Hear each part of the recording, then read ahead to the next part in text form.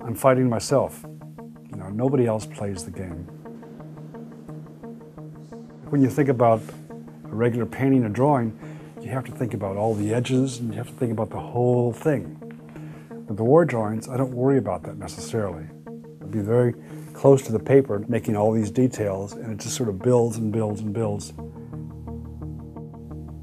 I'll build a two-dimensional fortress or city that's walled, and they'll have office spaces, they have living quarters, and they have factories, and sometimes they have churches, and they have trucks, and they have just various supplies. I'll make one for the white tanks or dots, and one for the black tanks or X's. I'll take a line of tanks, either super tanks or regular tanks, moving out through the maze or labyrinth. Then they meet someplace in the middle, say, and the one that's closest to home will fire first, and then the ones that are attacking farther from home will fire second. And they go back and forth, and when they're killed, they're erased. And when they destroy the city, it's erased. The rules have pretty much the same since I was a kid. I still have these two pencils that have the range for the small tank and a bigger pencil that has a range for the super tanks. And there's what are called, they're almost like atomic weapons, these giant cannons that can fire all the way across the page.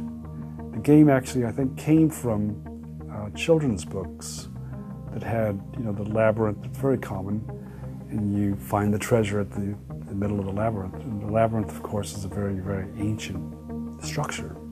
I can't just take a tank and just move it over there. I could if I wanted to, but I have these certain rules where I have to move it out and it has to go very slowly through these passages. And some things are sort of out of my control, even fate. You know, it's kind of like, you know, maybe if an X or a dot or a black tank or a white tank is stuck and it's surrounded by a bunch of white tanks, I can't necessarily save it. You know, they come in, they'll kill it. And also, it's like, I can't make peace. You know, they're always fighting each other, just the way we are always fighting each other.